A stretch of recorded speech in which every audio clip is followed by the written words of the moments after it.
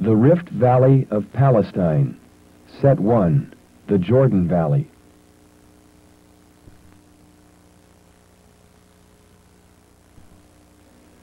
The Great Rift Valley of Palestine is one of the most fascinating regions in the world. Hallowed to millions of Bible readers throughout the world, since it contains the River Jordan, the Lake of Galilee, and the Dead Sea. It is of compelling interest also to all students of geology, climate, biogeography, archaeology, history, and politics. Yet it is not a vast area. A little over 400 kilometers in length from north to south, and seldom more than 16 kilometers wide. It can be easily traversed from one end to another in less than a day.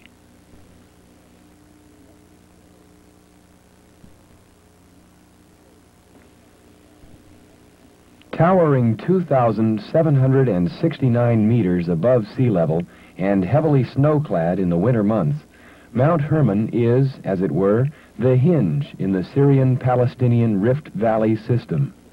North of here, the trend of the faulting is from southwest to northeast, but south of here, it runs from north to south.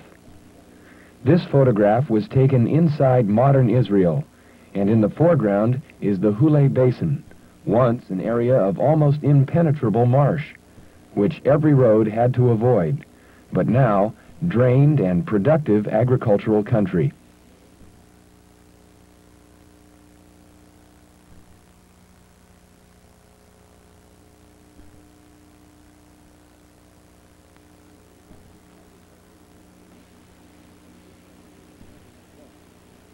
A few kilometers north of the last picture lies the real dividing line.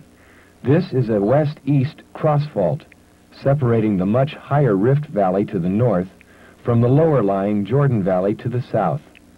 It forms a steep and sudden step of some 120 meters.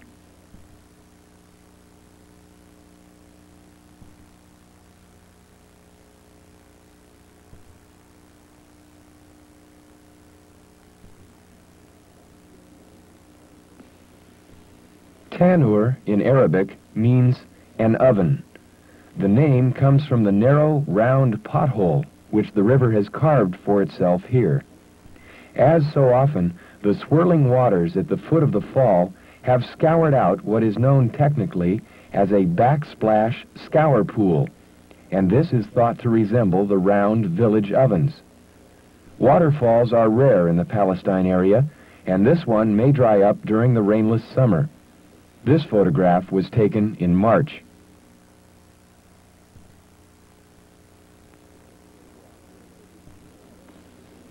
The whole of this northern frontier area has, naturally, a dense tangle of vegetation and was, in ancient days, thickly forested.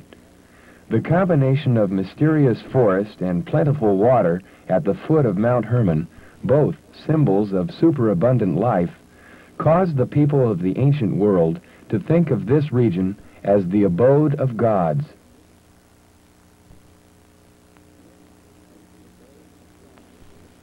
Sacred from the very earliest days of man, this is the source of one of the headwaters of the Jordan. The rushing stream originally flowed out of this cave, but now the spring has moved a few meters away. The cave has clearly been enlarged by man, and the niche above once held a statue of the god Pan. Herod the Great built a temple here, which he dedicated to the Emperor Augustus.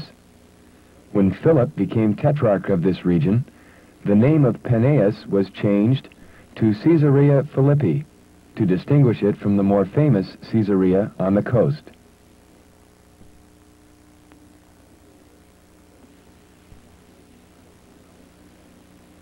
The most powerful of the headwaters of the Jordan rises at dawn, and may here be seen rushing along in a clear, cool torrent.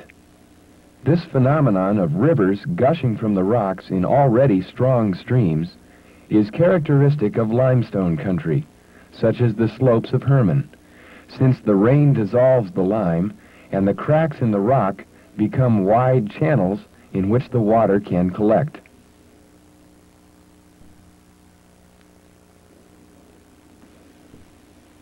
One of the interesting climatic phenomena which may often be seen here is clouds suddenly forming on the western side of the mountain. The damp air from the Mediterranean to the west moves in across Galilee and southern Lebanon, but is warmed by descent into the Rift Valley. As it is forced to rise again by the eastern slopes, it is cooled, and the water vapor once more condenses.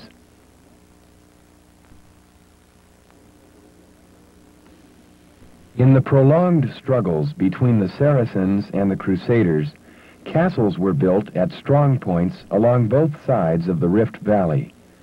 The castle of Subeba, close to Banias, was built by the Crusaders between 1129 and 1132, but was lost to the Saracens 3 years later.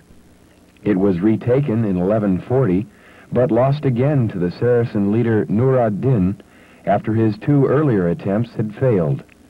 The Crusaders tried more than once to recapture it, but without success.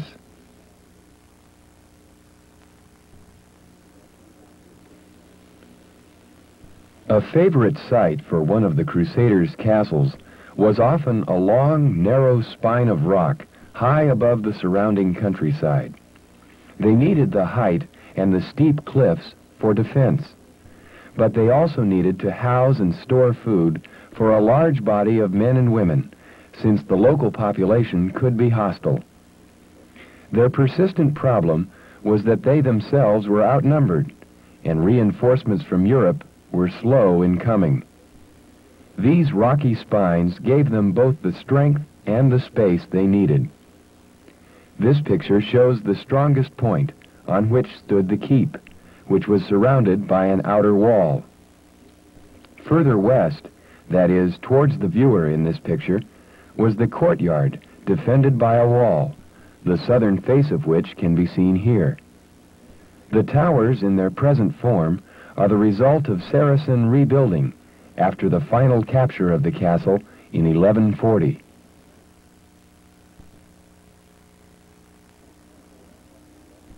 Not far to the southeast of the castle, but in the Rift Valley itself, is the small national park of Horshat Tal, which preserves some of the great oaks that once grew in profusion here. We must imagine something less neat and tidy than this pleasant parkland, for it was originally a marshy jungle and the haunt of such animals as wild boar. An important strategic position was the place where the road across the Bridge of Jacob's Daughters from Damascus joined the road from the north. Close to this junction stood Hazor. For some 500 years, from the 18th to the late 13th century B.C., it had been one of the largest cities in the ancient Middle East, mentioned in Egyptian and Mesopotamian documents of the time. After its destruction by fire at the time of Joshua, it lay deserted. But about 950 B.C., King Solomon strongly fortified the Acropolis area, and thereafter Hazor remained one of the chief fortresses of the Israelite kingdom. This picture shows one of the storehouses of the 9th century B.C.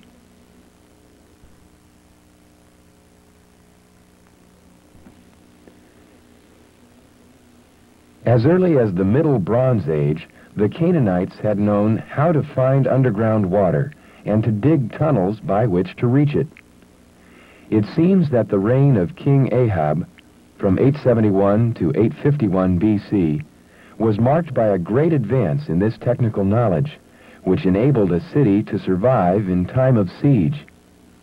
An enormous shaft, shown here, was cut through the early occupation layers down to bedrock. It could be entered by a stairway from the building in the background.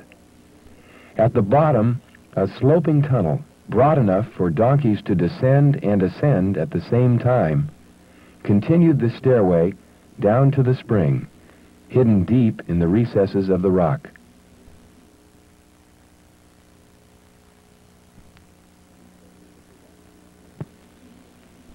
Chorazin, a city of the New Testament period, stood on the basalt hills which enclosed the Lake of Galilee on the north. In the early 4th century A.D., it was destroyed by an earthquake. This picture shows the 3rd century synagogue, a noble building of black basalt, with 3 rows of columns, one of which may be seen here.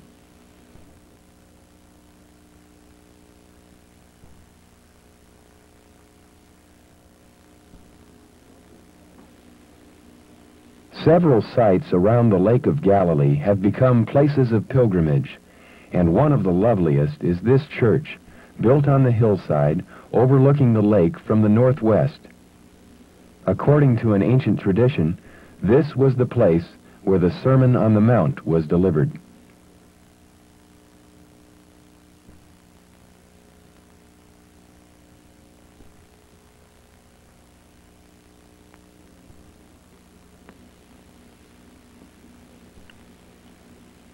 This photograph is taken looking south from the church shown in the last picture. Here may be seen part of the western shore of the lake, with the only lowland area, the plain of Gennesaret, or Gennesaret. The way of the sea came from the north around this side of the lake as far as Magdala, just out of sight on the left, and then turned up the narrow valley between sheer cliffs, seen in the center of the picture.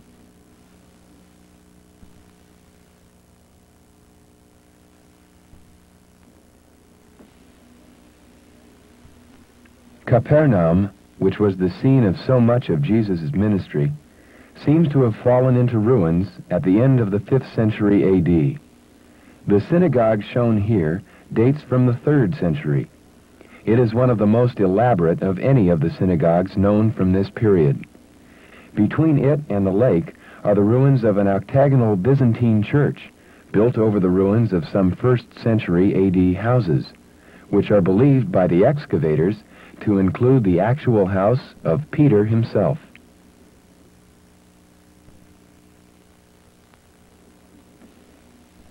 This photograph is taken from Tiberias, looking eastwards towards the plateau of Jaulan in southern Syria, known to most Western readers today as the Golan Heights. The edge of the plateau drops steeply to the lake, leaving only a narrow rim of lowland around the lake shore. In the center of the picture, with its summit a little below the plateau edge, is the isolated hill on which stood Susita, or Hippos, one of the cities of the Decapolis.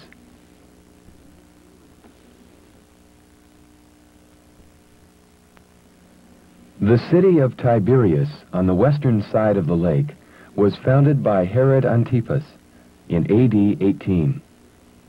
Remains of a synagogue, or rather of 3 synagogues built on the same site, have been found near the hot springs at the southern edge of the city. This fine mosaic shows the tabernacle, 2 menorahs, or 7-branched candlesticks, and instruments used in worship, including the shofar and incense shovel, clearly to be seen in the foreground.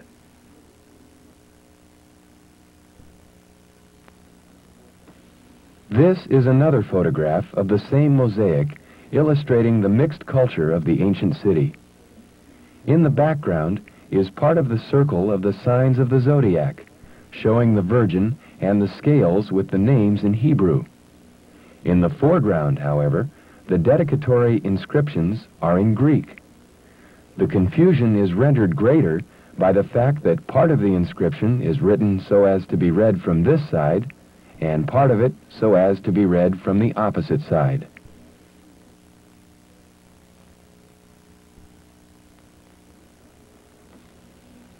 The Yarmouk Valley is the first of the major canyons cutting back into the eastern plateau, and the river Yarmouk provides at its junction with the Jordan as much water as the Jordan itself. Today, however, the river has been dammed so as to feed the East Hor Canal, which irrigates a large section of the Jordanian side of the Rift Valley. This picture is taken from the southern rim, looking northward towards the plateau of southern Syria.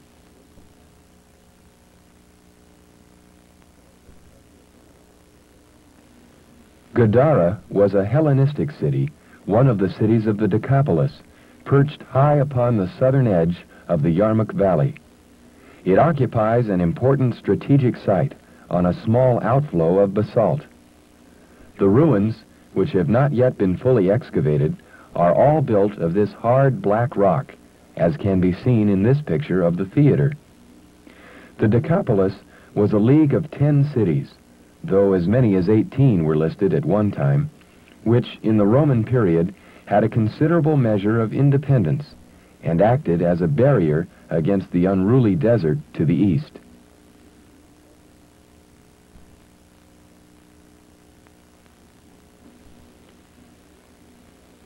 The Rift Valley immediately south of the lake is still verdant country, and today both Israel and Jordan are utilizing it fully. This picture is taken from the western side. The trees mark the edge of the secondary valley in which the river flows, the low cliffs of the further edge being visible beyond them. In the distance can be seen the rich fields irrigated by the water from the spring line at the foot of the scarp and from the East Hor Canal.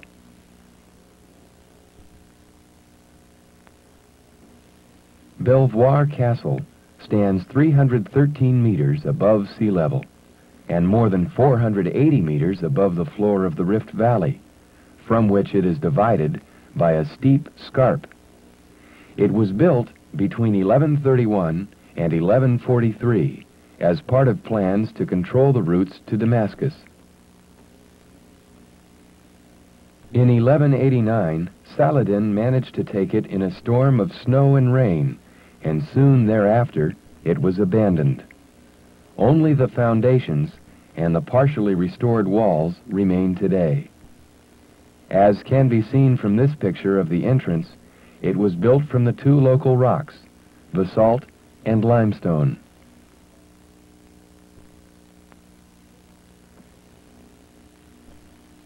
Aijlun Castle. Almost opposite Belvoir, and holding an even more imposing position, is the Saracen Castle built in 1184 and 85, with the double purpose of controlling the unruly local population and providing a base for attacking the Crusaders. Unlike Belvoir, it remained important during the ensuing centuries. Very strongly constructed, it is much more compact than most of the Crusaders' castles, since there was less need to shelter a large body of people. A deep ditch carved out of the solid rock surrounded the castle, seen here in the foreground of the picture. Behind it is the tower at the northern corner, one of the two corner towers which protected the bailey, or courtyard, on the northeastern side of the keep.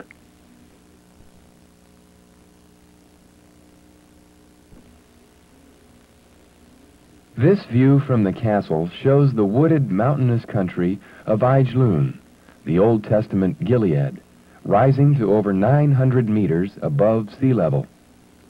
On the extreme left can be seen the beginning of the Kufrinje Valley, an important road leading down into the Rift Valley. The trees in the immediate foreground are olives, and these mountains, with their plentiful supply of winter rain and heavy summer dew, are excellent olive and vine country.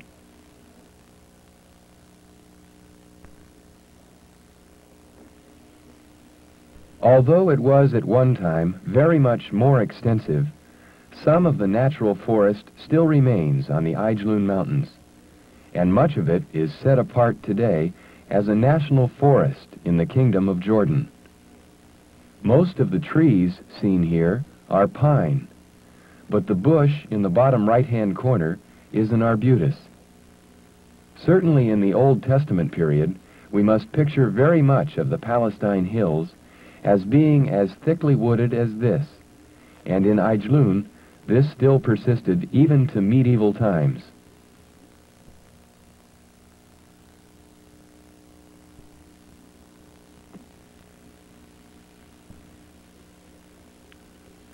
This photograph illustrates both the Old and the New Testament periods, for in the foreground is the outer wall of the Roman theater, and in the background is the huge tell of the Old Testament city. With a good water supply from a strong spring, Beth Shan holds a vital position at the junction of the Jezreel corridor from the Mediterranean and the north-south Rift Valley.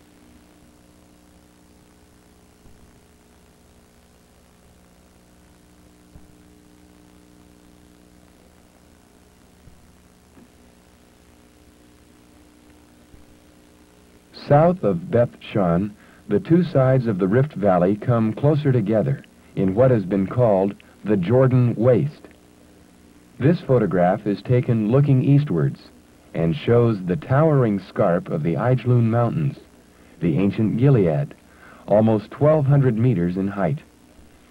Since it faces the rain-bearing winds, this eastern side of the Rift Valley is deeply seamed by narrow gorge-like valleys.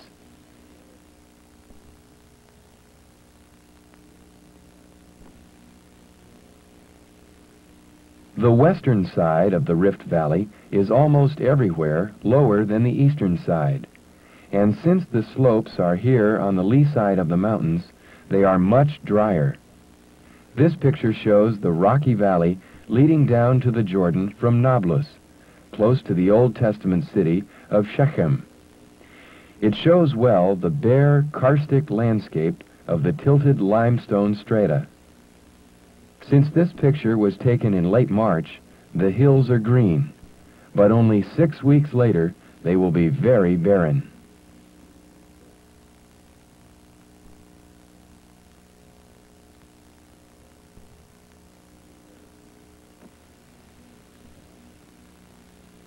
South of the waste, the Rift Valley once more opens out, but there is a marked change in its appearance.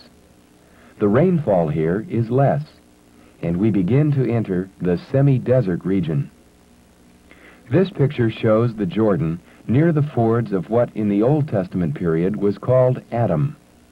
Here the river often undercuts the Katara cliffs and sometimes causes them to collapse and even dam the river temporarily.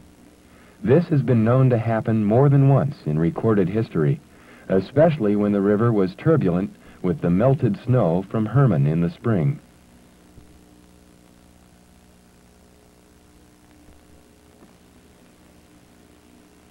As one moves southward, closer to the Dead Sea, the climate becomes ever more arid, and the land more barren.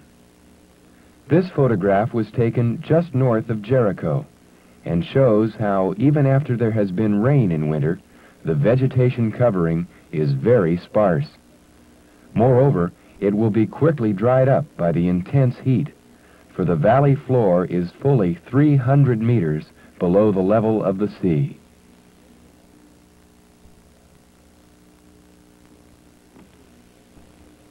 Where there is a supply of water, however, the heat encourages luxuriant growth, as in the oasis of Jericho, of which some of the gardens are shown here.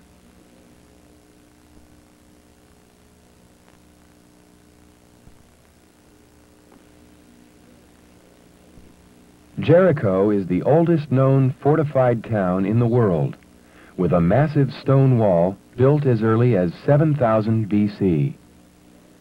This picture shows the celebrated tower, 9 meters in diameter, with an interior staircase reached by the entrance at the bottom. The technical skill and social organization which made such strong fortifications possible in so early a period dazzle the imagination, and as yet we know almost nothing about the prolonged period of developing technical knowledge which must have preceded it.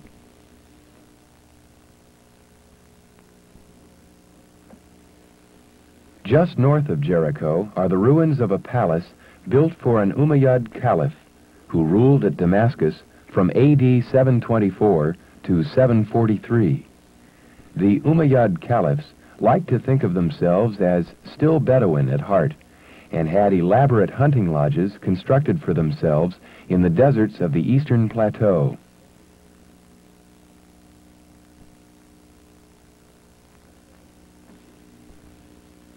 This figure comes from the drum over the dome of the entrance porch to the hall described in connection with the previous slide.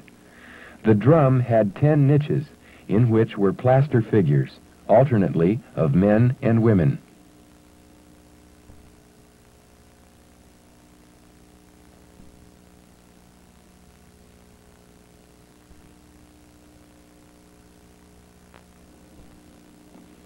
Ancient tradition has identified a precipitous mountain slope overlooking Jericho with the site of the temptation of Jesus, though, of course, there is nothing in the Gospels to give any such indication. It commands a magnificent view of the valley and the eastern plateau, and therefore became associated in people's minds with the place where the devil showed him all the kingdoms of the world in a moment of time. This Greek Orthodox monastery, clinging precariously to the side of the cliff, commemorates the gospel story.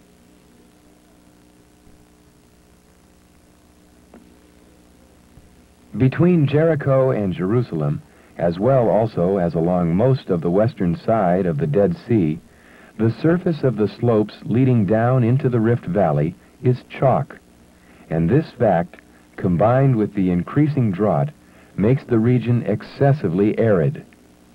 The smooth, rounded chalk hills are completely bare of vegetation for most of the year, and even after the rare rain, carry only a scanty covering of grass.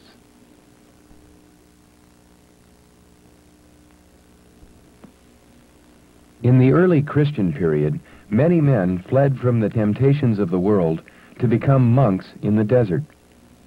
In the heyday of the Desert Fathers, there were many thousands of monks living either as solitaries in caves or in monastic communities. Today, only 3 such monasteries remain, each with no more than a handful of monks. This monastery, clinging to the northern side of the Wadi Kilt, is one of them.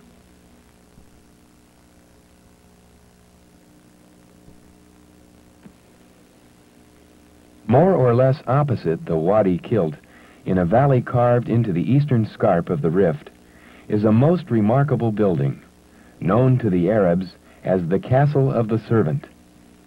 This building, with its frieze of lions in the upper story, is much later than the time of Nehemiah, and must be dated to the early 2nd century B.C.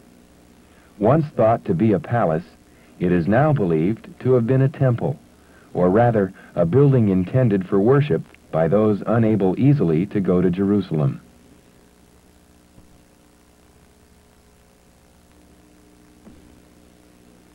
This lion, or possibly leopard, is a unique carving, not exactly paralleled anywhere else in the eastern Mediterranean. And it is clearly not in its original position, for it has been fitted very awkwardly into the side of the building. Yet it was evidently intended still to serve its original purpose as a fountain, for a channel behind the wall leads to the head, and water poured into this channel still spouts out through the mouth.